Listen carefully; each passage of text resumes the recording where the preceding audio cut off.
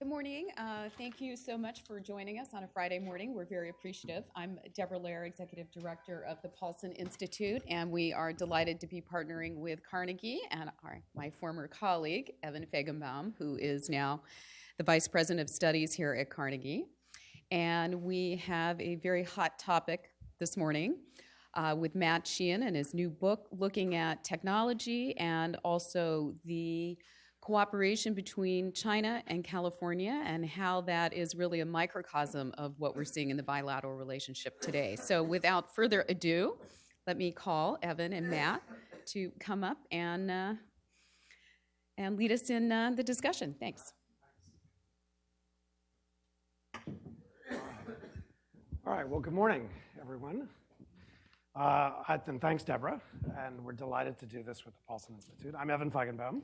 I'm the Vice President for Asia here at the Carnegie Endowment, and I'm delighted to do this with Matt Sheehan, who's got a new book on California and China, and who I've worked with before, and is, in my view, just about the smartest guy on US-China tech stuff around, in part because he lives in California and not here in Washington, where lots of people talk about technology issues these days, but are not as grounded in the industry, this being a political town. So welcome to Washington, Matt. Thanks for having me. Okay, you'll find this is a place where everybody disagrees on pretty much every subject, except for one subject, apparently. And anybody know what that subject is? China. So since I moved back to Washington, I've found that Democrats, Republicans, all across the political spectrum, people seem to share a consensus on many issues and elements related to China's trajectory, to what the US posture was, is, should be into the future on China. And that's probably a good point of entry to start talking about this, because I have a working theory of the case, okay, which is that for about 30 years, there were a series of interest groups that helped to push the US-China relationship forward. One was foreign policy and national security policy elites in Washington who had a particular view of how US engagement with China ought to evolve. Second was large multinational corporations that made things in China for export to the world. And the third were financial services firms that wanted to help integrate China into the global capital markets and financial system and set up operations in China for commercial banking, for investment banking, and so on. And if you've read the headlines or been paying attention to what's been happening over the last year or two, or actually more, you'd know that each of those constituencies in its own way has soured on the trajectory of the US-China relationship. So you hear a lot from foreign policy elites in Washington about how we got China wrong, we need a different approach. Multinational companies have soured on many of the across and behind the border regulatory and other restrictions in China, equity caps, joint venture requirements, and so on, and financial services too. But my working theory of the case is that when you get 20 miles outside of this town, you encounter the fact that a lot of Americans now have very multifaceted and complicated relationships with China. So while those three big stakeholder groups have soured on the relationship or on elements of the trajectory, you have entirely new constituencies: agribusiness, tech, entertainment, governors, mayors. And in many cases, governors and mayors, we've had at least one of them on this stage here at Carnegie since I got here, are still chasing investment from China as if what's happening in federal policy is almost not happening. And so to me, that's kind of a good point of entry into this, because you look at US-China relations, but also the way Americans and Chinese interact with each other through the prism of one state, albeit a very large one.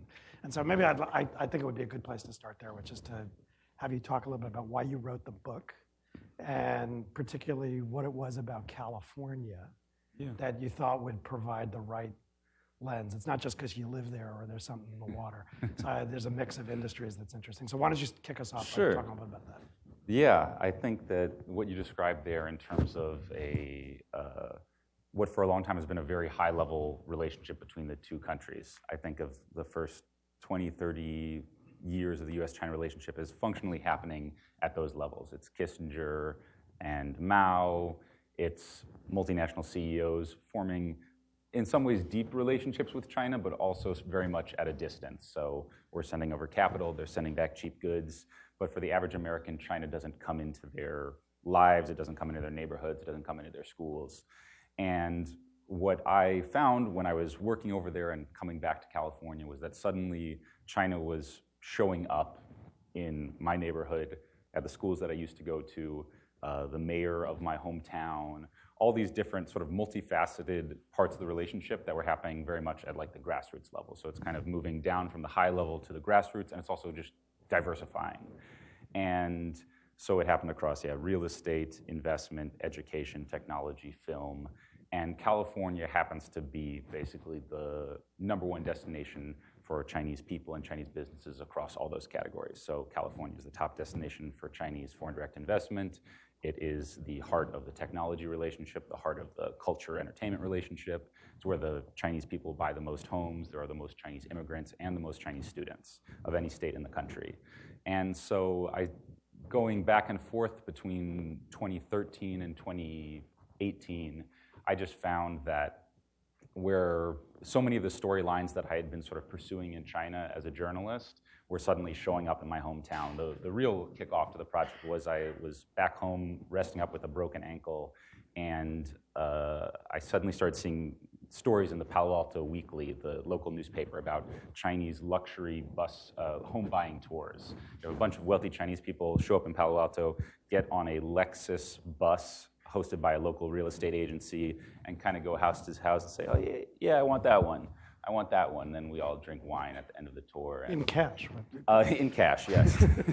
So, it was showing up in a very real way, and it was showing up to people who didn't previously have any engagement or interest in China. It was affecting local real estate prices. It was affecting the local schools.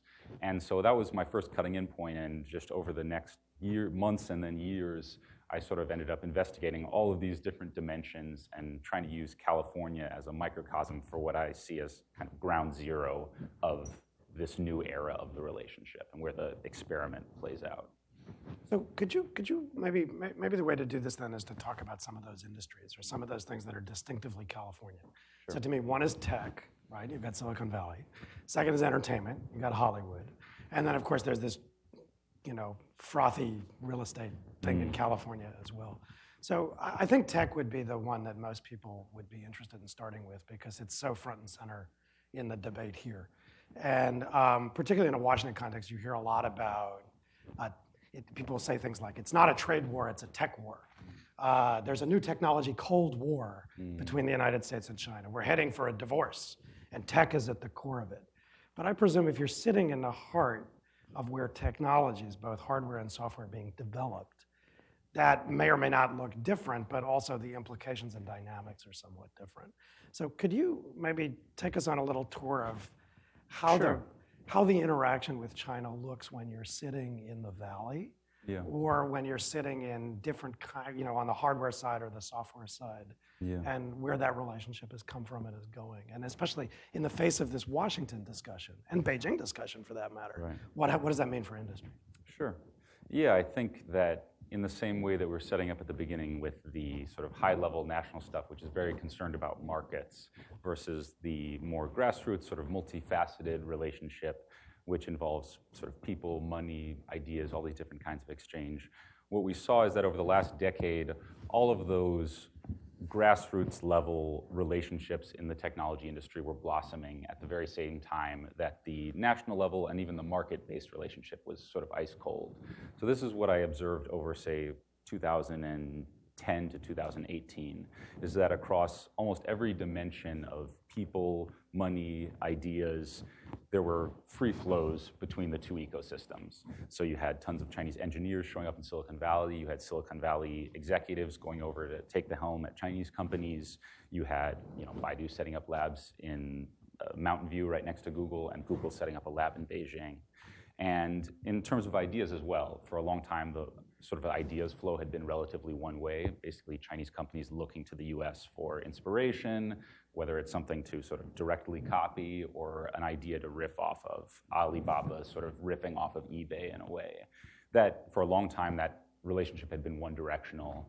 But in the period of sort of 2012 to 2018, it finally turned into a bi-directional thing. You had US companies like my friends at Facebook, who work on Facebook Messenger, very much look to WeChat as a source of inspiration. How did they do that? How did they create a chat app that is also the center of commerce and also the center of so many functions of your daily life?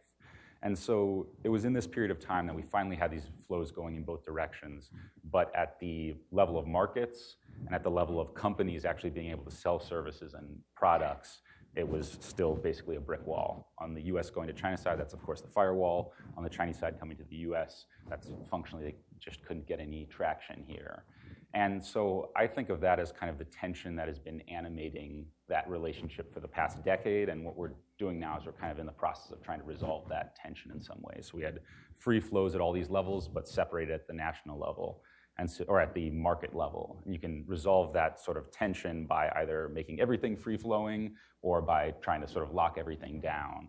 And I think we're now in this phase, the decoupling, whatever folks want to call it, is the phase of trying to pull all those relationships apart at the lower levels. Stop the flow of people, stop the flow of money, and stop the flow of ideas between the two places.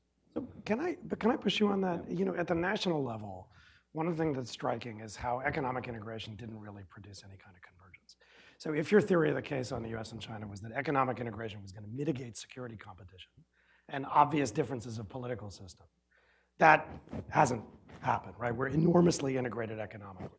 $600+ billion in trade. I actually think it's closer to 700 now, two-way trade. There's 100 billion plus of US FDI stock in China. There was all this Chinese money flowing here for a while, mainly M&A, but some greenfield and growth capital too. People to people, so hugely economically integrated. But not only did it not mitigate the security competition, South China Sea, Korean Peninsula, you name it, but if anything, the security competition's intensifying. And now the security issues, particularly in the technology space, but also on capital flows and flows of people, are actually bleeding back into what had previously been thought of as mainly economic. So integration between the US and China didn't actually produce convergence, and if anything, it's fueling divergence. So when you go from the national level and you get down at the firm level, or at the laboratory level, or at the innovator to innovator level, you're describing a situation where there's growing integration, people are looking to each other for ideas. So did it produce a convergence at the local level that we didn't see at the more national or global level? Because industry and innovation are either free from those dynamics, or there's something about how American and Chinese innovators worked with each other, or not? I would say that there has been a kind of convergence at the local level, sometimes an alignment of interests, sometimes an alignment of sort of products and services, but the idea that that was going to mitigate national level tensions, I think, is almost completely backwards. Across all these dimensions, as we saw greater face-to-face interaction, greater person-to-person interaction, I think the going theory, whether that was with students or technologists or immigrants and home buyers, the assumption was, let's just sit Americans and Chinese down together. They'll be classmates, they'll be, co-workers, and all will go well. And it'll unlock sort of new possibilities.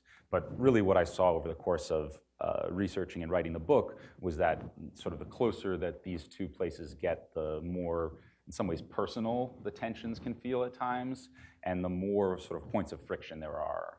So that doesn't always mean that every lab, every Baidu lab in Silicon Valley has really sort of tense relations between the technologists, but certainly happened in like the university system. It's happened in the neighborhoods in many ways.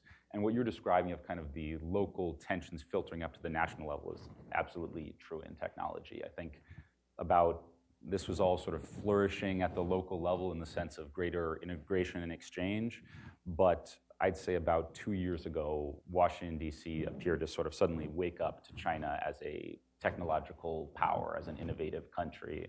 And the sudden realization that this has all been going on at the local level without any functional government oversight is what has led to the pendulum swing, this kind of panicked reaction of suddenly trying to put government hands on all of these other areas of interaction, kind of rein them in and bring them under control. That's what I see a lot of the current set of sort of decoupling measures is dealing with. Do you think the innovation culture is the same in California as in China, or are they different? There's this piece I read of yours a while ago called the Silicon Valley Paradox. And you said something interesting there. You said, the way you look at Silicon Valley is that it welcomes all these people from China or from India, but it's less open to ideas than it is to people. So you said Silicon Valley's problem is it's egocentric. And then you talked about Chinese innovation culture, and you said, actually very open to ideas, wants to assimilate things that are happening in the innovation space elsewhere, but filled with actually Chinese engineers. So you had egocentrism here, and then you called it ethnocentrism there. And each one had an obstacle to convergence and integration. But you've operated in both cultures, right? So is the culture of innovation the same, or not so much? Yeah, so that sort of egocentrism, ethnocentrism was actually brought up to me by a friend who has worked at sort of the heart of some of the biggest Chinese tech companies and at the heart of some of the biggest American tech companies. And that was his observation across the two, in that in China there was a huge willingness. They're constantly reading news about Silicon Valley. They're constantly, like, I often get my news about Silicon Valley first through my WeChat moments. It'll be in translation in Chinese before I ever even see news about what Tesla is doing in English. So an openness to those ideas and a willingness to say, like, we have a lot to learn and we're looking to products and services overseas. But I'd say this is less about the technology culture and more about the sort of national culture and the business culture, the ethnocentrism of thinking that, a foreigner can never really understand China. A foreigner could never really rise to the top of a Chinese technology company because there's a fundamental kind of othering of foreigners in China. And so, yeah, Chinese tech companies are very eager to gather these ideas, but they are going to have a very hard time onboarding international talent. Whereas in Silicon Valley, it's almost the reverse. There is a huge openness to talent from anywhere around the globe, but it has taken years and years for Silicon Valley to even sort of stoop to acknowledge that something worthwhile is happening in China that they could learn from product-wise or technology-wise. So that's the sort of egocentrism of thinking that everything happens in Silicon Valley and that's the center of the technology universe. So that's that divide. But it's, in many ways it's as much a cultural divide, specifically on the Chinese side, like a national cultural divide. When it comes to the nature of the innovation ecosystem, I think, they're in many ways starting from almost fundamentally different premises. And in the US side, in Silicon Valley, I mean, it's you basically, you see it in the advertising. So much of the focus is around freedom of thought, freedom of expression, letting one's creativity kind of run wild, very much against imitation, against learning, against kind of looking to the best in class and trying to imitate that. It's you always want to break fundamentally new ground, and that's what many people think is kind of the engine of Silicon Valley, or the secret sauce. Whereas in China, and you can look at this from a bunch of different reasons, cultural, political, et cetera, but there is fundamentally a sense that if someone has done something really well, your first job is to study that, imitate it, sort of as closely as possible, sort of learn from the master or whatever that may be, and then there's no personal kind of shame in making a great imitation and kind of learning something by almost rote imitation. So that's a very kind of high-level distinction between the places, and you can trace that however you want. You can trace it to Confucius versus Socrates, or you can trace it to just 30 years of Chinese economic development, where everything has been moving so fast that if you don't frantically jump on the new trend and all pile into the same industry and imitate each other, then you've missed the train. So I do think that there's a very kind of fundamental distinction in how the two cultures even approach the question of, what are we doing here? What is the valuable thing to do in building a company? So could I make you tell some stories? Because the book is, you're a journalist, right? So the book is actually built around stories of people. Yeah. And the tech chapter, you tell the story about this guy, Gervais, right? Mm-hmm. Who has a startup, does natural language processing, artificial intelligence. He's got people who are ex-Googlers and Nokia people. Could you make what you just said a little more granular by maybe digging into a particular startup? Yeah. So as Evan said, each chapter of the book covers fundamentally a different industry, a different sector, and it tries to zoom in on the story of one individual person who I think exemplifies both the sort of possibilities and the tensions in this space. And so for technology, the person that I ended up following from 2014 to now, I just had breakfast with him on Monday, is a guy named Li Gervais. So born in China, kind of right at the dawn of reform and opening, 1978 in Hunan, I believe. And at the time that he is born, in Silicon Valley, you have Steve Jobs and others, inventing the personal computer in a garage. And in China, people the government officials are debating whether or not you can sell vegetables for profit. Like, is that okay? And so the starting point for these two stories is just, the gulf is vast. Li Gervais grows up there, goes to college in Hunan, ends up sort of working in China's first internet bubble, which happened pretty much at the same time as our first internet bubble, the late 90s, early 2000s. But when it pops on the Chinese side and the dot-com boom pops over here, you kind of survey the scene and figure out where, if you're a technologist, if you're somebody who cares about being at the cutting edge, like, where's the place to do that? At the time, it was pretty clear the United States. So he ended up coming to Johns Hopkins for a PhD in computer science, focusing in on, natural language processing and machine translation. So he spends 2004 to 2010 near here studying computer science at sort of a top program. And when he graduates from that, he ends up going to Google to work. So this is now 2010. It's exactly the same time that Google is pulling out of Chinese markets. Li Gervais is going into Google. And he works on machine translation. He's a bit of a rising star there. But when he wants to found his own startup, he decides, and this is 2012, he decides that he wants to do that back in China. He's had a sort of a taste of elite US education, a taste of elite US innovation culture, but if he wants to start his own venture, he's going to do that back in China. So he moves back to China and founds a company called Mobvoi, Chinese name Chumen, Wen, like go out the door and ask around. Functionally, it's a Chinese language Siri for Android. And fundamentally, the reason he's able to do this is because in going back, he's crossing the firewall.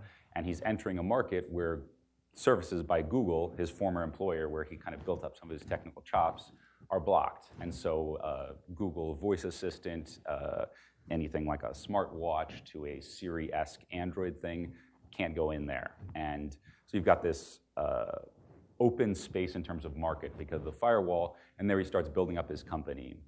And I think of Mobvoi as a perfect example of this kind of integration at all the lower levels while things are stuck at the national level or at the market level. The products and services of Google are blocked, so he has a free market. But the founders of his company they are Chinese who spent time at Microsoft, who spent time at Stanford Research Labs, Tsinghua, Baidu, kind of the best from both markets. And they found it takes off. They build a smartwatch ecosystem at the exact same time that Apple is releasing on the very day that Apple is releasing the Apple Watch. I went with them on a hackathon outside of Beijing. I sort of tagged along while the whole company did a 24-hour hackathon to build out their own smartwatch app ecosystem.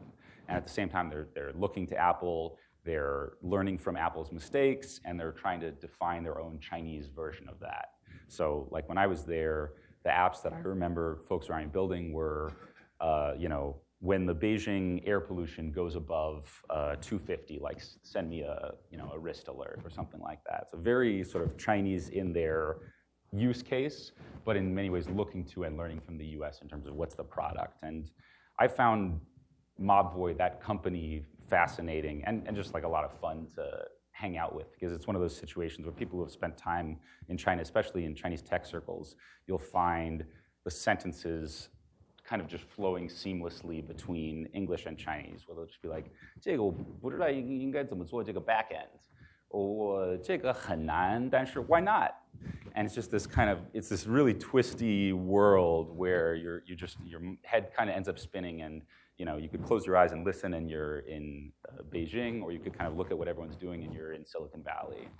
And eventually I thought, okay, so he left his former employer, went back to found a company that kind of only exists because his former employer is blocked in this market. Like, what does Google think about this? Do they take ire with this? But Google, very shortly after I started following the company, Google first invested in Mobvoi. It was their first investment in China since pulling out in 2010.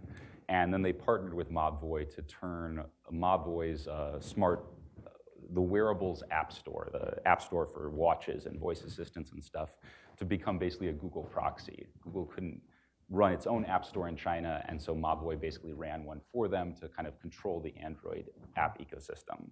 And it's gone on like this since then.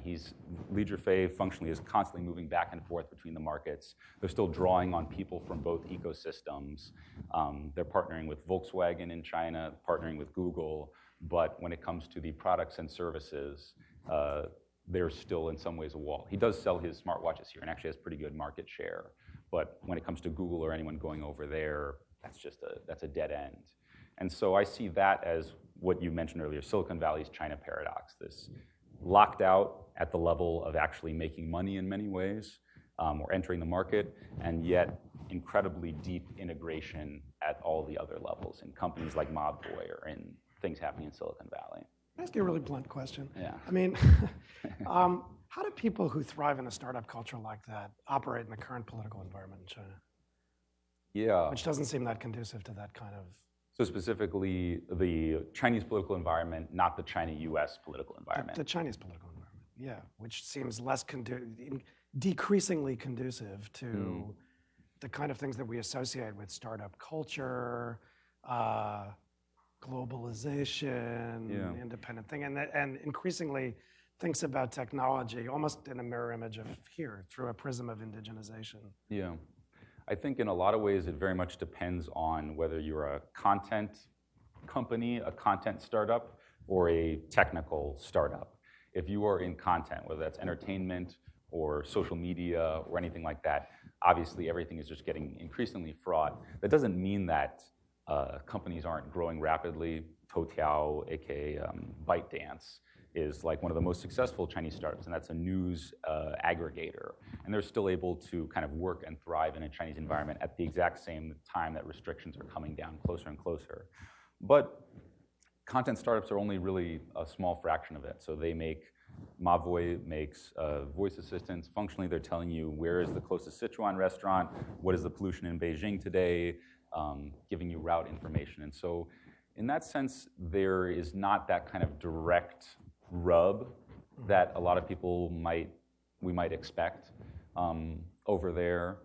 In terms of the globalization and other parts of it, I had a chance, very recently to talk to some CEOs. I guess this isn't the globalization, but this is the domestic security component about what they think about, say, putting AI into surveillance technology in Xinjiang, and just asking very bluntly, because these are people who have sometimes spent years in the US, been educated here. You think you go back and you can really just kind of go full-bore engagement and cooperation with the government in tracking an ethnic minority.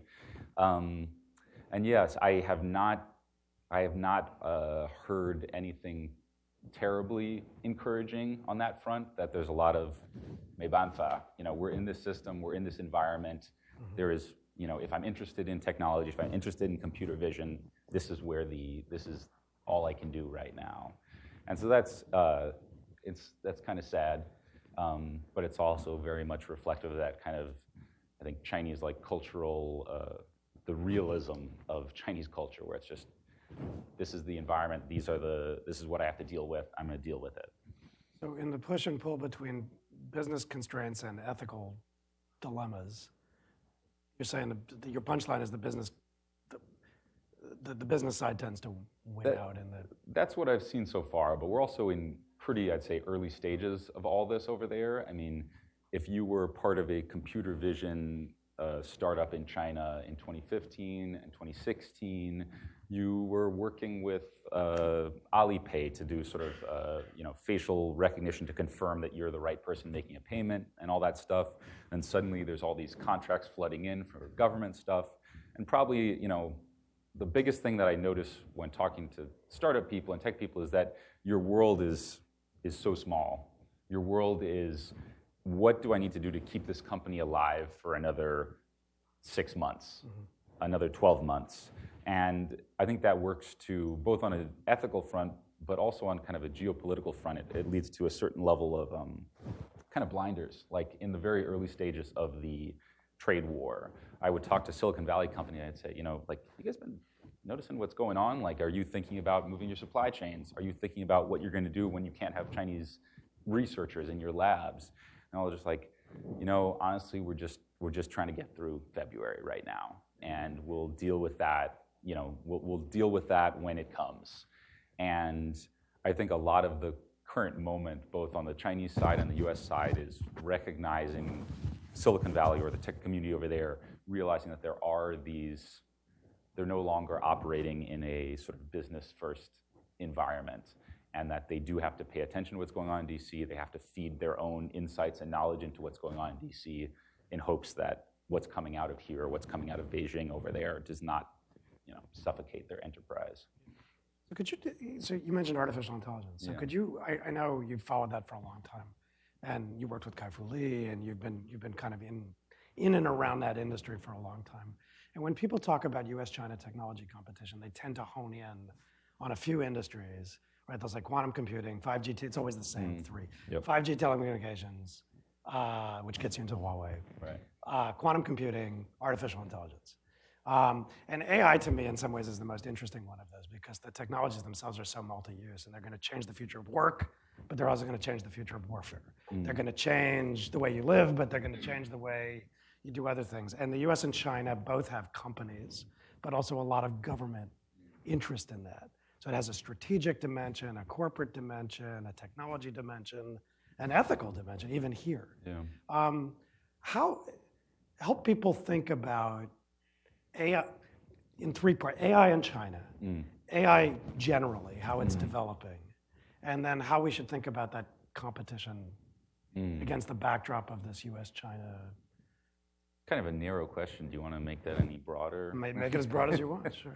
No, I'm kidding. It's a huge or as question. narrow as you want. It's a huge question. So I guess maybe I'll zoom in on one part, which has been what I've been focusing in on for much of the last year plus, which is trying to get a sense of US and Chinese capabilities in artificial intelligence.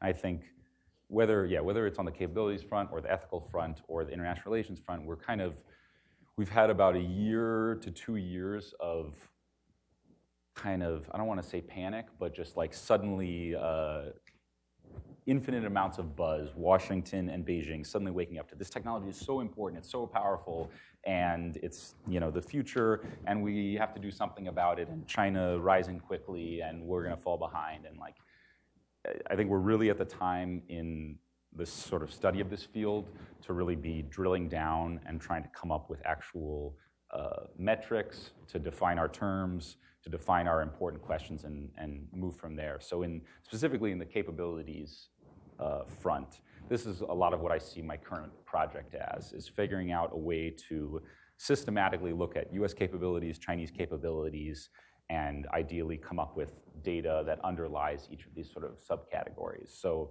the framework that I'm working with right now is trying to break AI down into, say, it's 4 key ingredients one way or another. So that's talent, the engineers, the research scientists, that's the data that goes into these systems, that is the semiconductors that in many ways power them, and then that is the sort of government regulation and government integration with the private sector component. And looking at each of those, trying to come up with a metric by which we can make comparisons between the US and China, and then use that in some way to work towards a broader understanding of where do we stand in relation to one another. So what I've zoomed in the most in the past year is on the talent front, because in many ways it's the most directly quantifiable and measurable. So me and my colleague Joy have been working on basically looking at the top AI research conferences, the top publications at those top conferences, and figuring out how many of the authors are Chinese nationals, how many of them are US nationals, how many of them work at Chinese institutions, how many work at US institutions, as a way to make a sort of first cut at the balance of talent between the two places. And what we find, broadly speaking, is that the US, in terms of where this research is coming out of, the US is far, far ahead. And I think it's in our last count from December 2018, it was 60% of the best research, the top 1% AI research, was coming from authors who were at US institutions right now, working for US institutions. But you also need to kind of look at it another way. You have to look at where did this talent come from and where is it likely to be in the future. And if you look at it that way, the US, where it was 60% for the US and literally for the top research, 1% coming out of Chinese institutions. But if you look at where did this talent come from, by sort of our best proxy for nationality, the entire thing becomes a lot flatter. About half of the US top talent here comes from overseas, and the top sending country for that talent is China. So functionally what's happening is China is experiencing a large brain drain in terms of AI talent, and the US gains tremendously from that. We're kind of the #1 winner from that. But this piece right here, the flow of where people live and work, is one of the most fragile and easy to change type of flows. This is something that's affected by visa policy, by education policy, by the sort of broader environment in the US-China relationship.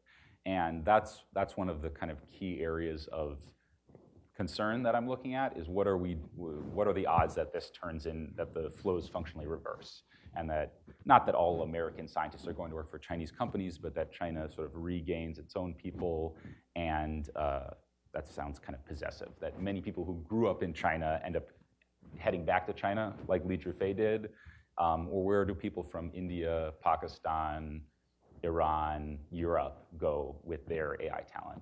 So this is kind of my area of focus now, is coming up with metrics for each of these, for the data, for the talent, for the semiconductors, and then trying to give us a kind of a well-grounded assessment of where do we stand.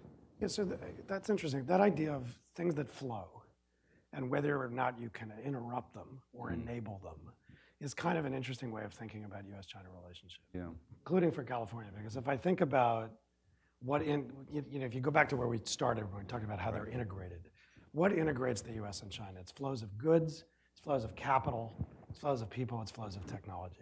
And on each of those, because of policies on both sides, they're being interrupted in one way or another, right? Flows of goods, you've got tariffs, and then reciprocal and retaliatory tariffs, which for a state like California, which if I'm not mistaken, for example, is the #1 producing agriculture state in the United States, can't be good if you're a farmer or rancher sitting in a state like California, on top of all the manufactured products.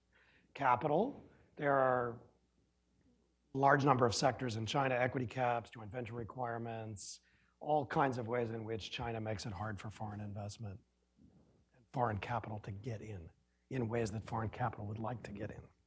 And now you have the foreign investment modernization steps here, the FIRMA and further steps that are, in some ways largely directed at Chinese acquisitions and Chinese money. So you have interruption of flows of capital. Then flows of people, you mentioned visa policies, or choices that people in science, technology, engineering, and mathematics may make about where they want to be. And then technology, entity list, bans on certain technologies, whether it's in your backbone or somewhere else. If you take away flows of goods, capital, people, technology, what's left of the US-China relationship? It's security competition and different political systems. So those flows are really important. And through a California lens, you can kind of see how each of those is being interrupted in one way or another. So if you get away from technology to other things that matter for capital, like let's say entertainment, can you just kind of pull that thread a little bit and talk about what it would mean for what does it mean for a state like California to have ties to China interrupted in that way, or not? Yeah. So for Hollywood, which means Greater Los Angeles, and it means U.S. soft power in many ways, the Chinese box office was kind of its savior in some ways over the last decade. And this is something you really see across almost every industry I look at. If you date things from the financial crisis to 2018, this is a period of time when local actors across U.S. industries, public sector, are suddenly, they're seeing their revenue dry up. This happened in the University of California system, happened in the Iowa higher education industry. It happened in Hollywood due to sort of stagnation in the box office. It happened in FDI and funding, even funding like infrastructure projects and real estate. All of these flows of capital sort of dry up domestically around 2008, 9, 10, or they at least pause for a period of time. And everyone kind of looks up, looks around and says, where are we going to get this money from? And many of these actors settled on China in one way or another. So in Hollywood, because at the very same time that it's stagnating or dropping in the US, China is kind of booming across every one of these sectors. The Chinese box office is growing by about 40% every year from 2004 to 2012, something like that. And fast on its way to becoming the largest box office in the world. And so you have Hollywood kind of casting about for its next great source of money, and many of them settle on China, despite many of the restrictions that you alluded to that are mirrored in entertainment. So in the same way that there's FDI and sort of joint venture requirements, the exact same requirements apply to Hollywood films. So there's a cap on the number of international films that can be shown in China on a revenue sharing basis. And the only way to get around that cap is to do what's called co-production, which means functionally you work with a Chinese company, a Chinese investor, you bring in Chinese actors and actresses, you weave in Chinese elements, and you make a sort of a joint venture of a film. And so this is what Hollywood and China were dealing with over the last decade, this kind of Hollywood banking on a Chinese dream of gobs of cash that it just hasn't uncovered yet, and then sometimes it was making along the way, and China trying to leverage these same restrictions in the same way that they have in technology and other sectors to gain knowledge and experience from Silicon Valley, to get sort of Chinese messages and Chinese elements into broader popular culture. And the two sides are kind of, a friend of mine who's a producer in Hollywood and in China put it this way. Said there's Hollywood has a China dream, China has a Hollywood dream. I said, well, what's China's Hollywood dream? He says, they want their stories told, they want Chinese characters, they want people to kind of feel good about China. I said, well, what's Hollywood's China dream? It's like, cash, just money. It's like, okay, yeah, that's sort of sums it up. And in many, you had a similar sort of parallel thing happening across this, in that from 2008 to 2017, 18, there was this ongoing hope that they're just going to kind of reach a perfect, beautiful synthesis. Hollywood makes all its money, China sort of steps up. And then it was hit by restrictions on the Chinese side, by a backlash on the US side, and we're in the process of watching this kind of fall apart for Hollywood and for China, but with China sort of coming into its own in the industry. So for a long time, Hollywood assumed that China functionally can't make a real blockbuster without us. China needs Transformers 15 to make any money in the Chinese box office. And in many ways, it was the same thing that was felt about technology, that if they don't have that secret ingredient, freedom of expression, freedom of speech, then you can't really do what we're doing over here.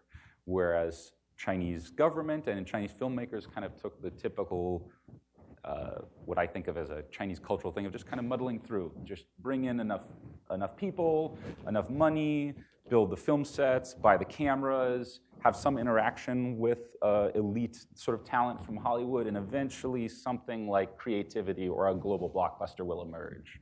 And that's sort of what has happened in the last couple of years. There's been a run of Chinese mega hit movies that are at least hugely popular and hugely successful in the domestic market. There's Wolf Warrior 2 in 2017, Operation Red Sea in 2018, and this year, The Wandering Earth, and then this new film, Ne Zha, which you finally, in the process, you see Chinese films kind of looking good, looking really good for the first time since the kind of art house era of Zhang Yimou and Chen Kaige and stuff like that. They don't look so hacky, the storylines are not so wandering and weird, and you see the first inklings of what could be a sort of a global Chinese blockbuster at exactly the same time that the relationship with Hollywood is kind of deteriorating and being separated out. Are there individuals, so you told the Li Gervais story, are there individuals that exemplify that entertainment relationship? Yeah, so a couple of the folks that I followed in that story were Janet Yang, who's the producer in Hollywood in China, and Wang Jianlin, the founder of Dali and Wanda. These are in many, like Wang Jianlin. Which bought AMC Theaters. Yeah, which bought AMC Theaters. So Wang Jianlin, the founder of Dali and Wanda, functionally a real estate development company who in 2011, 2012 decided, the next thing is entertainment culture and I need to get involved. But he in many ways took a route that appeared very backwards. We think you want to get involved in film, you want to get involved in creative industries. That's about the talent. That's about the storylines. He was like, no, the way I'm going to get involved in this is by buying the largest movie theater chain in the world. I'm going to build more movie screens in China than you could ever imagine, and that's how I'm going to get my foothold in it. So he came to AMC. The story that was told to me by a former Wanda employee was that literally his decision on how to enter the film market was, he said, hey, assistant, go print me out a list of the top 10 biggest movie theater chains in the world. And literally printed out a list. He goes down the list to the first privately owned company and says, oh, that's it, we're buying it. He goes and buys AMC for $2 billion, which at the time was the largest ever overseas purchase by a Chinese company. But it's one of those where if you kind of look a little bit closer, you kind of peek behind the curtain of what's happening at Wanda and what's happening in that part of the Chinese film industry, and it ends up being pretty ringing a bit hollow. So his big sort of coming out party was in 2013. He held the opening for, or the groundbreaking ceremony for what he said was going to be the Hollywood of China. It's going to be the largest film production studio and a theme park and a restaurant and a hotel and a museum and everything involved in Qingdao. And he was using this as his way to get sort of pull on both sides. So the order that he gave to his employees that I learned about, he said, bring me 2 A-list American celebrities to Qingdao. And they got a few of them. They got Leonardo DiCaprio. They got Eyes Wide Shut. What's the female? Nicole Kidman. Apparently, he's a huge Nicole Kidman fan. He apparently had a very awkward breakfast with Nicole Kidman. That's what I'm told. So he kind of gets this list of A-list celebrities out, basically by paying them large sums of money. And then, so in many ways, he's using them to pitch to the Chinese government, I'm the guy. I've got pull in Hollywood. I know all the people, and that means you should give me favorable land deals, and I'm going to do your soft power thing. I'm going to make movies happen. I'm going to make China a movie powerhouse.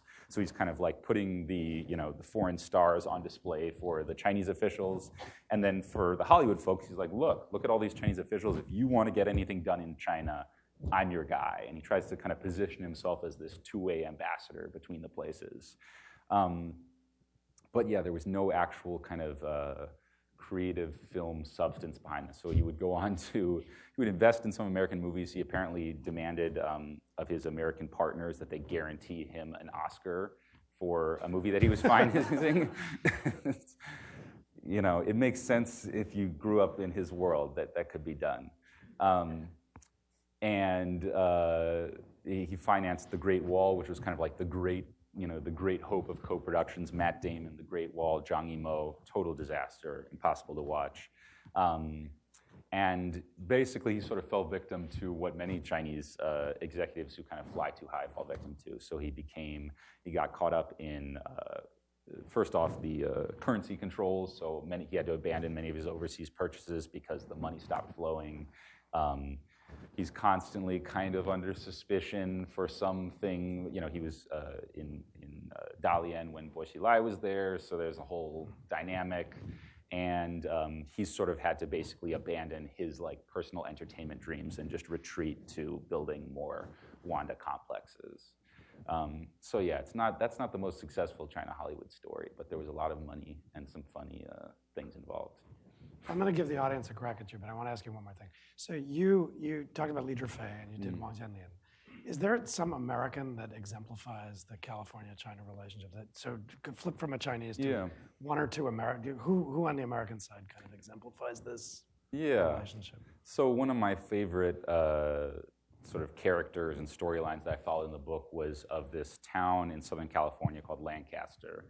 It's a town outside LA. It's a desert town. And it has a very, very interesting and eccentric mayor named Rex Paris. So he is a personal injury lawyer, extremely wealthy, Republican, who is obsessed with climate change and thinks that China is going to be his partner in solving climate change and also boosting his local industry. So in Lancaster as a town, it was a kind of military industrial town. During the Cold War, it's near Edwards Air Force Base and was very much reliant on Lockheed and stuff like that. But through basically the 90s and 2000s, those industries fell off. The town fell on hard times. It basically became known as a center for meth. It was involved in a lot of white nationalist skinhead sort of battles. That's another weird thread to the story, but basically it's a kind of a down and out post-industrial town, and Mayor Rex Paris saw China as the way that he would bring in green investment that would like gain traction on the climate front, but would also bring like good manufacturing jobs back to Lancaster. And so the way that what he ended up sort of latching onto was BYD, the Chinese electric battery turned electric vehicle company. And it very much follows this sort of this same trajectory of 2008, at the same time that the US financial crisis is kind of wiping out local job markets. Unemployment in Lancaster went up to about 17% at the time. But on the Chinese side, things are booming, and specifically China is pouring tons of money into renewable energy and electric vehicles. So you have BYD, this a private company from Guangdong that suddenly says, you know, we've won at home and it's time for us to like march abroad. And they're looking for a place to set up a US manufacturing facility. And Rex Paris, the founder of BYD, ends up at a dinner with some Los Angeles local officials. Rex Paris is there, and he kind of corners the BYD founder and ends up not talking him into. That is the spark for an ongoing investment relationship. So eventually, Rex Paris is able to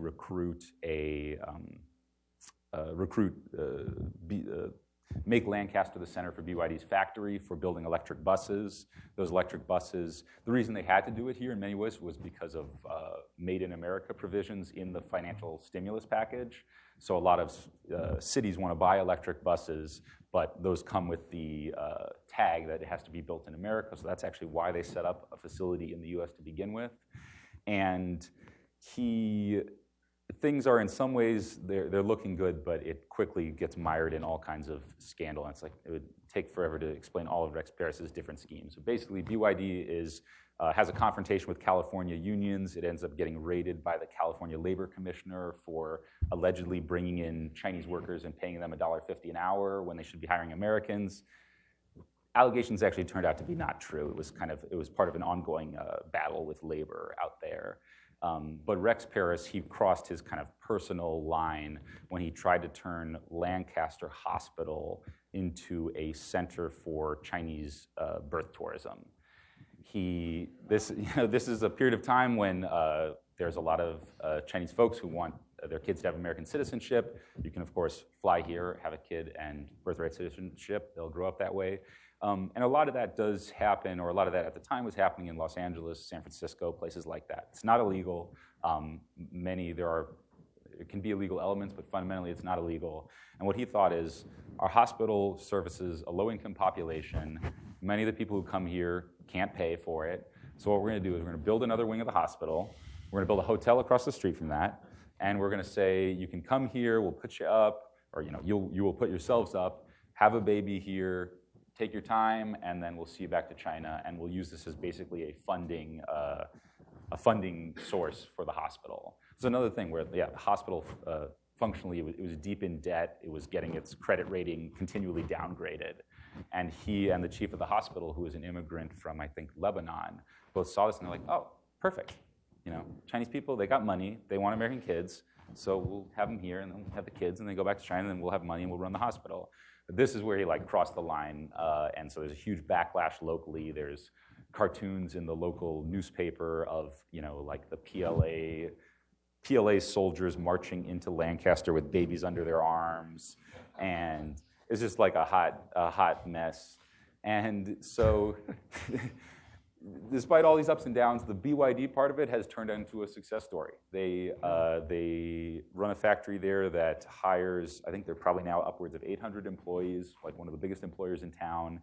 They just, on this past Monday, announced a major agreement with local labor unions to build a new factory, which will build their, they're going to build some kind of a light rail system that they want to sell.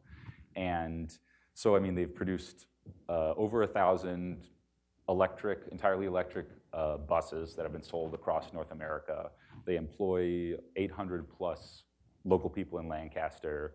And once sort of Rex got past the birth tourism stuff, the factory itself and the sort of employment effects that he was hoping for have basically paid off. And he's still the mayor. He's still the mayor. Okay. He the last time when I talked to him in 2017, just as things were starting to deteriorate, he was trying to build a giant Buddhist statue in town to serve as a investment attraction thing. At another point, he was trying to get China Power to come and hook into the local electric grid for some kind of green energy project that did not happen.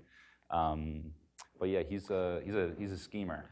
Right. So like I said, so that takes us back to where I started, which is Americans come into contact with China in very multifaceted ways now, and there are a lot of people who think they have a stake in China and in the relationship in some way. So that's a good place to open it up. So we have a microphone that's going to go around, and if you could just identify yourself and say who you are, but wait for the microphone because we're here. Let's start here.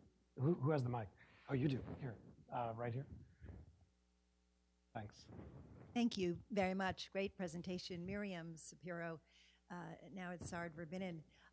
Question almost for Evan. When you started off, the way you framed the discussion with the different stakeholders and constituencies in terms of convergence, now divergence, what do you see next in terms of potential détente, friendly competition, unfriendly competition, or continued diversion? And then not to exclude Matt, but how do some of the relationships that you've developed in your research feed into Evan's paradigm? Let's take one more so we get more questions from Matt. Here, right here in front. Marvin Ott, Wilson Center, and Johns Hopkins. I don't know what the current number is in terms of Chinese students in the U.S., and there's some secondary school, but mostly college, but it's somewhere north of 300,000. So you have this really extraordinary number of, call it China's intellectual elite. And my understanding is 80+% of these students will return to China. Correct me on that if that's not right. So you have this very large infusion back into China of students that have had a real immersion in American culture one way or another. I have them in my classes at Hopkins. What happens with these students? They've been acculturated. You would think that would have a big effect. This gets you outside your lane a little bit. It'd be sort of the political effect would be the most interesting, yet very little evidence of that as far as I know after 25 plus years of this. What's going on? And just a quick sidebar, this is really not fair, but somebody I knew from way back when, Xiao Lu, died recently under mysterious circumstances. I just wonder whether you had picked up anything. You want to take? No, I'll come back around at the end. Okay. If you don't mind, I'll come back at the end. Sure.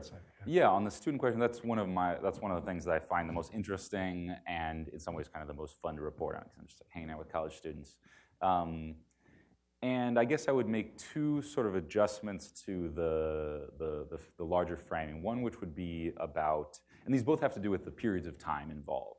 So the biggest evolution in Chinese students, other than the fact that the total number has grown, is it has gone from, in the 80s and 90s, it was very much the intellectual elite. And they were entering the US for PhDs, often in science, technology, engineering, mathematics fields. And also the vast majority of them stayed here. As of 2003, people who graduated, Chinese nationals who graduated their PhDs in 2003, 84% of them were still in the US 10 years later. And so we had intellectual elite coming here for graduate study and staying here in huge, huge numbers. And the transition that in many ways I sort of follow in the book starts around 2008, where it's no longer necessarily the educational elite. They're often coming here for undergrad, and they're not necessarily staying here in the same numbers as before. So that has kind of implications across all of the levels that we talked about. In some ways, because they're coming here for undergrad, they're bringing a lot more money with them. You know, they're not leaving an incredibly poor country and coming here and just kind of subsisting as grad students. They're leaving potentially from wealthy families or middle-class families at least, coming here and sort of subsidizing our public university system during hard times, post-financial crisis. And after they graduate, it's much more up in the air whether or not they stay or go. So it's not the 80% number. I don't think that would be accurate at the moment.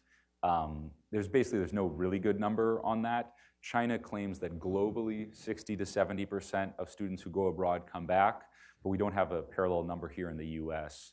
And if I had to estimate, I would put it at something like maybe 50 to 60% eventually heading back to China and 40% staying here for the time being at least. But that's a bit hand-wavy.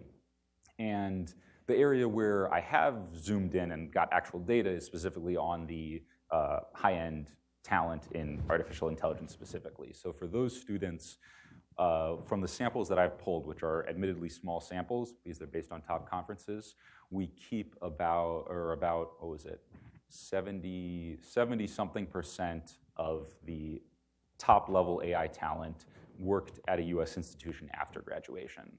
So in some ways, it goes back to the motivations and the push and pull for these people. If you are maybe an average student who comes to the US because your parents can afford it and they want to send you abroad in international experience, but after you graduate, you can kind of stay in the US and can maybe scratch out like a middle-class life, or maybe your parents, own a rug manufacturing empire in Jiangsu, and you can go back and head that up.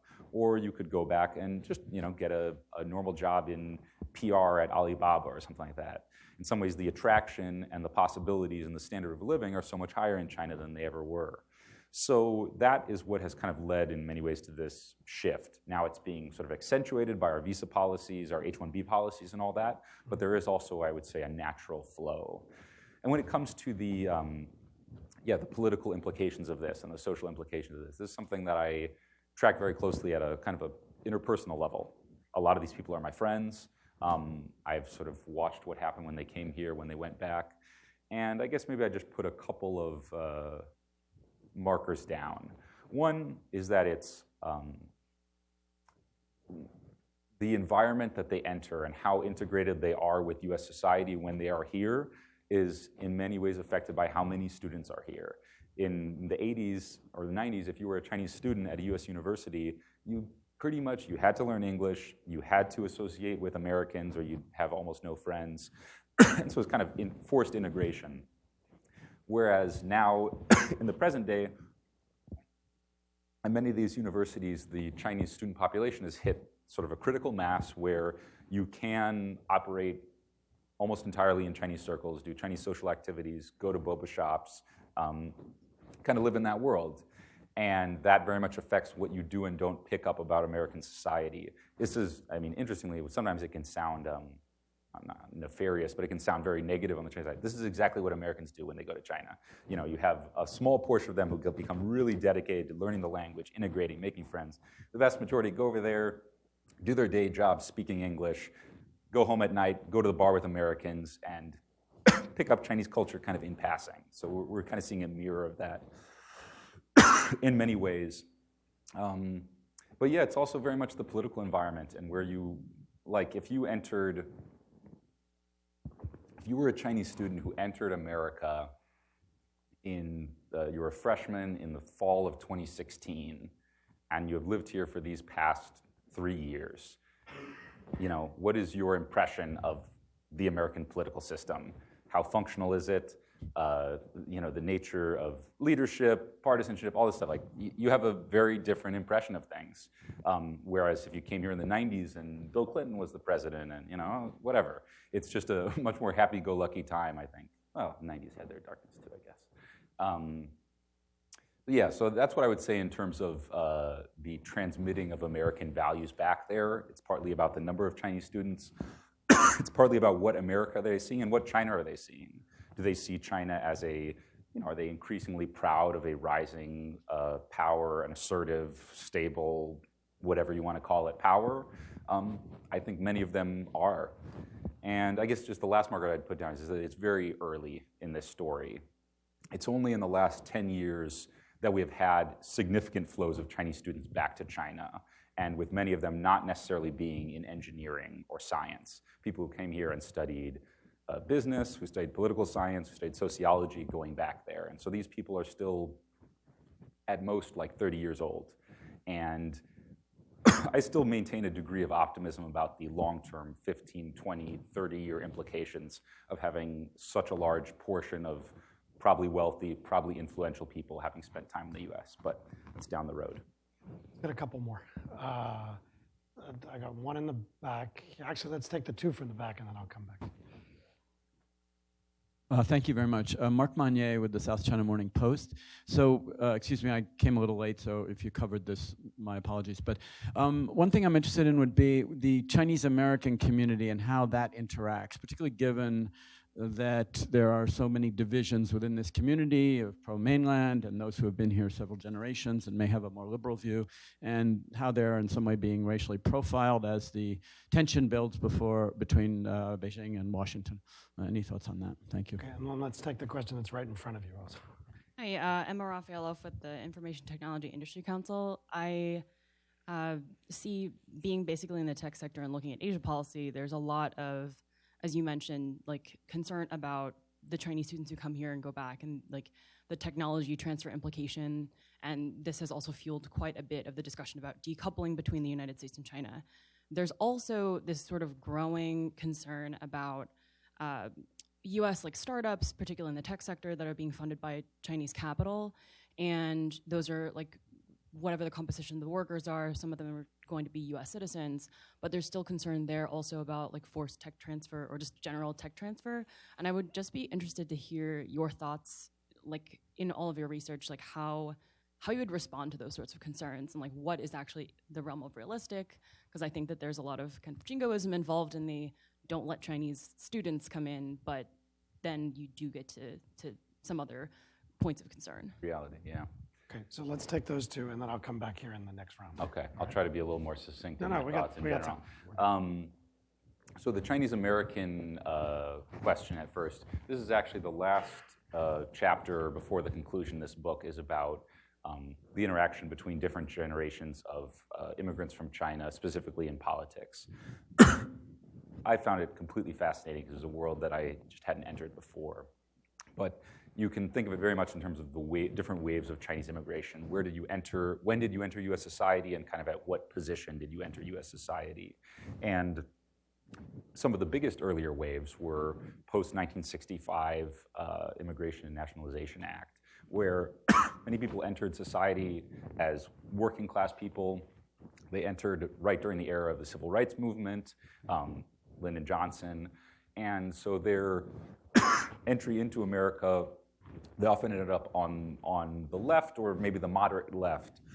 A lot of Chinese American activists who are very sort of in favor of coalitions across ethnic groups and progressive politics and all that. And the next big wave comes sort of 1980s and beyond, but all the way up to the present day, is immigrants who are predominantly from mainland China. They often enter here as potentially educational elite or just wealthy people. And so they enter US politics with a much different set of concerns and a much different set of different ties back to China in different ways. So this really came to a head in 2014 through 16. First, you had kind of basically an awakening of Chinese American immigrant politics, new wave Chinese American immigrant politics around. It started in California. There was a bill to basically reintroduce a form of affirmative action into college admissions in California. And everyone thought, California, liberal state, this is going to pass easily, and blah, blah, blah. And basically, the relatively new Chinese immigrant population was up in arms because they felt that this was specifically targeted at or would directly impact their kids. Asian American students, Chinese American students make up huge portions of the UC system, University of California system, and they felt that this was going to kind of place inherent quotas on them, quote unquote, their spots were going to be given to other ethnic minorities or to white students.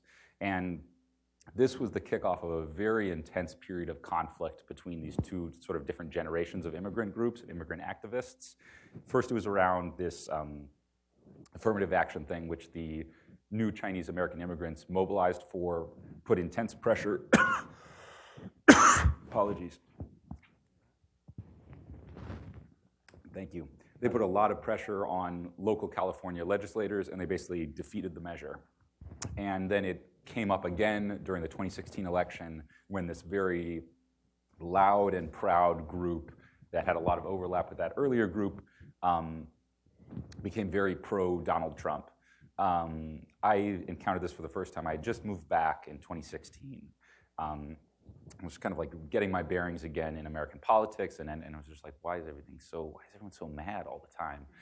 So I decided just to go to some political events. So on, I think it was like Tuesday, I went to a Bernie Sanders rally in Palo Alto, and the next day I went to a Donald Trump rally in San Jose. And that was the first time that I saw at the Trump rally in San Jose people with these, like the North American Chinese Trump-supporting group. And they had T-shirts. They were handing them out. They were in the front row. The first woman I saw, she was holding up her T-shirt. She eventually got her Chinese T-shirt signed by Donald Trump.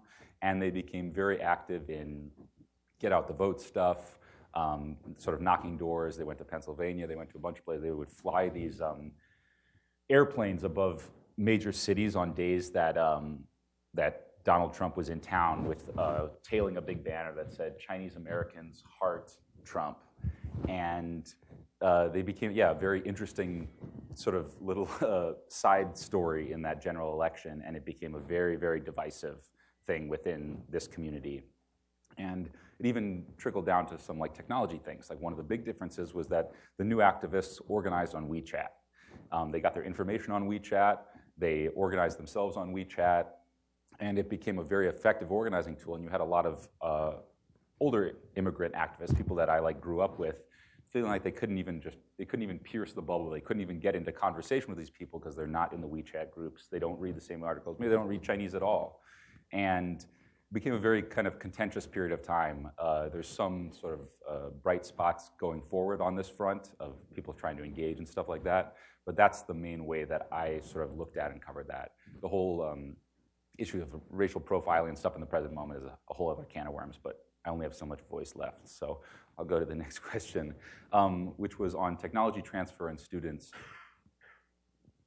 And yeah, I'd say this is, it's one where we have to be realistic in both directions. I think Silicon Valley for a long time has taken the, all exchange is good, welcome all types, take money from wherever it comes from, and let's just do our business here approach. And that does come with a certain amount of naivete about both the geopolitical dimensions or the potential influence of, say, the Chinese Communist Party on people who are living in China or coming out of China. So there was definitely a naivete on the Silicon Valley side. And there are examples of this that I can point to, or a friend who was considering taking on money from a major Chinese technology company as an investor, and sort of in the investment pitch meeting, she said her boss told her not to pretend like she didn't understand Chinese. And so the team, the Chinese company team, she can hear them talking, and they're basically like, wait, like, get them to show us that slide again. Like, go back, get them to go backwards. I just want to look at that diagram again. And, an actual example of really trying to interact in a kind of a predatory way. And that is a reality in some areas. But it's very much, it's only one part of the picture, and I think that in the same way that there was the naivete on the Silicon Valley side, I think the Washington policy-making side has a naivete about how these things actually play out on the ground level. So that story is one example, but often with was stuff like it was the DIUX report, was the big government report kind of sounding the alarm about Chinese venture capital investment over here, and what in many ways led to FIRMA and new restrictions on Chinese capital. And while I think the report was good in kind of giving an early heads up, like, hey, China does want technology, and they're trying to get it in various ways, it was just not, it had got a lot of things very fundamentally wrong about who the Chinese actors are in Silicon Valley, how much pull, how much influence they have, and what they're doing there. Like, it misnamed basically a European, yeah, there's so many details. Hacks, yeah. So one example that I thought was kind of the most egregious was they were talking about all of these nefarious Chinese venture capital companies that are coming to kind of suck the blood of Silicon Valley. And in it, they named this one company called Hacks, or short for Hackcelerator. And basically what it is, it's a company founded and funded by an American, run by a bunch of Europeans, that's located in Shenzhen, that helps hardware startups from around the world who want to develop a prototype quickly, come to Shenzhen, immediately plug into the hardware ecosystem there, where you can just develop hardware products so much faster in that environment. There are 10 factories that make every little sort of module that you need for your robot. And the sort of the shorthand that a startup founder there gave me was, spending a week in Shenzhen developing a hardware product is like spending a month in the US developing a hardware product. And so Hacks is trying to fundamentally give US and international companies this access, and then they build their prototypes and they go back to the US, raise money and whatever. And the report identified Hacks as a Chinese venture capital company that was kind of getting its hands in the US startup ecosystem. And that's a really kind of baseline fundamental factual error that spoke to, in many ways, not understanding who the players were.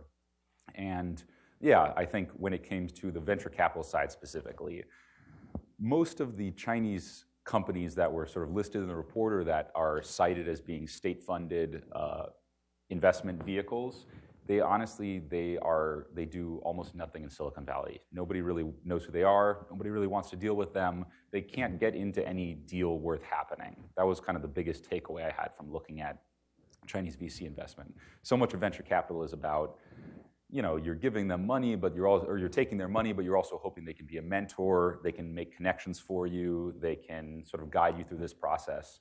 And if you're, a bureaucrat from the suburb of Hangzhou somewhere who just shows up in Silicon Valley with money and says, I'm here to invest, you're not going to get into any good deals. You don't have any networks. You don't have any reputation. You don't have any track record. Even some of the very good, reputable venture capital companies in China that showed up in the US, similarly, they couldn't get into good, worthwhile deals. And they just were not a large player in the ecosystem.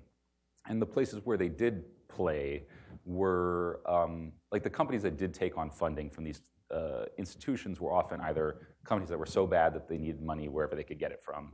So kind of who cares? Or companies that needed a connection in China to execute on their business plan.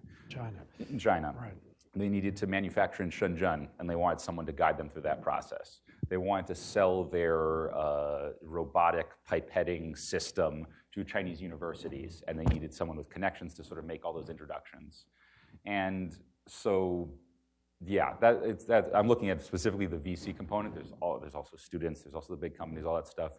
But I'd say it's just an example of an area where the information, there's like naivete on both sides. There's a lack of communication on both sides between DC and Silicon Valley. And we really need to combine the top-down perspective that comes from here of saying what are the national level goals of the Chinese Communist Party with a perspective from the players in Silicon Valley who are saying, like, this is what I'm seeing in my daily life. And then being much more sort of strategic and tactical about how we do that decoupling to cut off the interactions that are predatory while not cutting off US companies from working in Shenzhen, not cutting them off from working with Chinese scientists who they are learning from. And yeah, that's sort of my take on it. Okay, let's take a last couple, and then I'll wrap it up by coming back to the question I was asked. Yeah, please. Let's wait for the mic. You talked about real estate and home buying a little bit. Could you say more about that? Yeah. So in real estate and home buying, I found you had China showing up in like two very different ways in U.S. cities that often had very different implications for home prices. So one sort of main avenue was what I described earlier. Private Chinese home buyers, they want to immigrate or they want to send their kids to the U.S. They buy multi-million-dollar houses with cash in wealthy suburbs.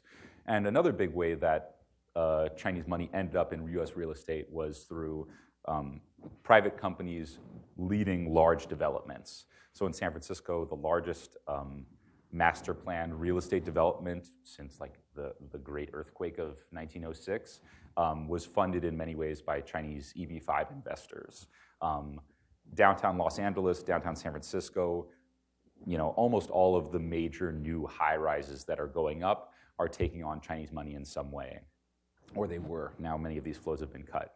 So you had these two different trends. You have private people putting a lot of money into single-family homes that are in many ways driving up prices in the suburbs, and you have companies building towers in the center of cities that are in cities like San Francisco, which are starved for new housing, and part of why our housing prices are so high. So by bringing all these new units online, some of them being low-income units, some of them being in sort of conjunction with the city, that are in many ways bringing down prices at the city level. And so you had these two different trends going, and they both kind of lead to their own tensions. Palo Alto, there was a bit of a backlash against all the Chinese home buyers coming in and buying our homes and driving up prices. And in the cities, in the chapter on real estate, I follow this one development in the last predominantly black area of San Francisco, where the Chinese development is launching a major redevelopment that is going to bring a lot of homes online or onto the market. But it leads to all the same tensions over gentrification, redevelopment without really understanding the local situation. And so, yeah, it's one of these where you have two conflicting pressures, both of which lead to tensions, but both of which also lead to some new possibilities. One more before Matt loses his voice, if there is one. Okay, you'll be the last one. Just wait for the mic, and then I'll say something at the end. Yeah, right here, down front. Thanks. Marlene Xiong with Xinhua News Agency. I think you just mentioned about decoupling. I have a follow-up on that. So there seems to be more signs of decoupling as of the national tension. So if you take a longer perspective looking ahead, do you see decoupling, especially in the technology front, just happen adversely, or do you still see there are forces that could somehow put back things together? If there is, could you share thoughts on that? Thanks. I'm going to put Humpty Dumpty. Yeah, I think on the decoupling front, we're fundamentally not going backwards. We're not going to return to a period of time when Chinese venture capital money is welcome in Silicon Valley, at least not in the near term, and when Google can set up an AI research lab in Beijing without a major backlash. Like that kind of stuff isn't going backwards. My main sort of hope looking forward is one, that we can do this in a thoughtful and strategic way, kind of what I was describing in terms of relationships in Silicon Valley, where we cut off things that are deemed predatory, but keeping open like sort of mutually beneficial ones. But beyond that, the one area where I really hope there is effort made to maintain a certain set of ties is on the intellectual scientific front, specifically as it relates to the safety and security of new technologies. I think over the next decade, 15, 20 years, the combination of things that you listed, AI, quantum computing, 5G, are going to raise an entirely new, we're opening an entirely new can of worms when it comes to what these technologies can do, how deeply integrated are they with our military systems, with our economic systems, and there is an emerging field of research that tries to functionally deal with these, make sure that the systems are reliable, they're trustworthy, we know what they're doing, and we know how to sort of keep our hands on that. And this is an area where I think supremacy in a narrow sense does not equal national security.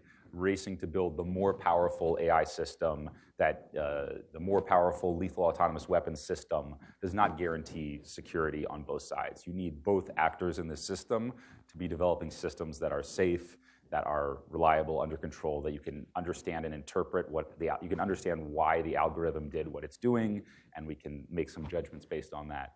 And my sort of big hope in the decoupling phase is that even as we pull apart many of these other areas, we are able to keep scientific exchange on these specific fronts open, whether it's at international research conferences, ensuring that, say, workshops on AI safety and security is something that is still a two-way discussion, or when it comes to quantum computing or 5G, similarly, building in, it's almost like building out a new, not necessarily an arms control apparatus, but a new apparatus for global technology, if not shared governance, at least ongoing communication when it comes to safety and security.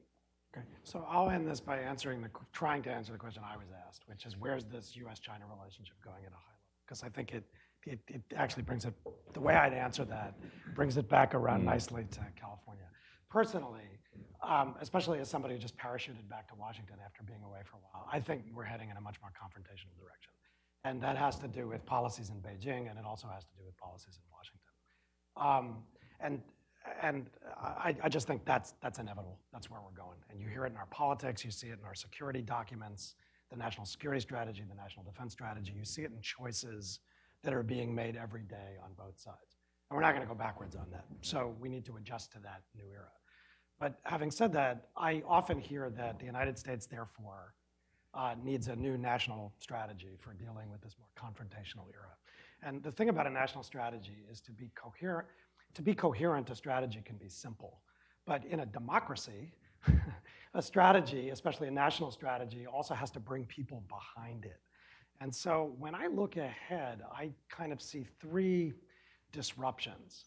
One is, as I said, and as I said in the setup to this event, and I think as you've heard Matt talk, Americans increasingly interact with China in just very diverse and multifaceted ways. The mayor in a town in California, you talked about a labor union that was working with a Chinese company, BYD.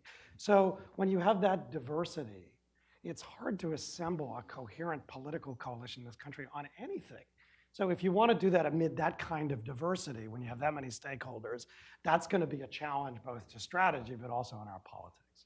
Second, if you look at the public's not there. There's Pew polling. Views of China are much more negative than ever before. They're particularly negative among Republicans, but they're negative among Democrats too. But when you look inside the top line numbers, actually the data on individual issues, whether it's how do you feel about the trade war, how do you feel about this or that tariff, do you think we should sell arms to Taiwan? Actually, the data is much more complicated in terms of where Americans are. So if the public isn't there, then the public either needs to be brought there by leaders and politicians, or somebody needs to figure out how to adjust public expectations and political realities to the strategy conversation that's happening in Washington. And then the last thing I'd say is we have a very unique individual as our president now, in President Trump. And President Trump may or may not strike a trade deal with China. You can debate whether it's going to be a skinny deal or a large deal, a simple deal, comprehensive deal. But I just want you to pull that thread and play that out in your head for a second. If there is some kind of trade, whatever it is, in the next year to year and a half before the presidential election, my expectation is that President Trump will be talking about it out in the country to the audiences that he connects with. And he'll be holding rallies in places like Appleton, Wisconsin, and Grand Forks, North Dakota. And he'll be saying, look at this deal that I just struck with China and why, in my view, as your president, it's good for American farmers and ranchers, for American industry. Look what I did that my predecessors never could do with the bad deals that they struck. And if you don't think that's going to have an effect on the political conversation in this country, my view is you haven't been paying attention to the dynamic that President Trump has created out in his rallies, out on the campaign trail, out in states. So what's happening in California, what's happening in states that are politically very different from California, states like Nebraska, for instance, where the governor, Pete Ricketts, is a big supporter of President Trump, but that's the #4 agricultural producing state in the United States after California, Texas, and Iowa, and has a taking a hit from the trade war with China. So, so as I said, I think we're heading in a more confrontational direction. But what these kind of local angles on things, whether it's California or generally, show is that amid all of that diversity, I think the political conversation hasn't quite caught up with where the public is or isn't yet. And so, so amid all that confrontation, I think our politics are going to possibly produce some interesting stories. Okay, with that, Matt, this is a great book. I've read it, and I encourage you to read it. Sorry, we're not selling it, but you can order it. It's at fine bookstores everywhere and Amazon. and online. And it's a great book. And because Matt was a journalist, it's an easy read. It tells stories. So I encourage you to buy it and read it. And hey, Matt, thanks for coming to Washington. Thanks so much for having me. So please join me in thanking Matt. Sure. Good.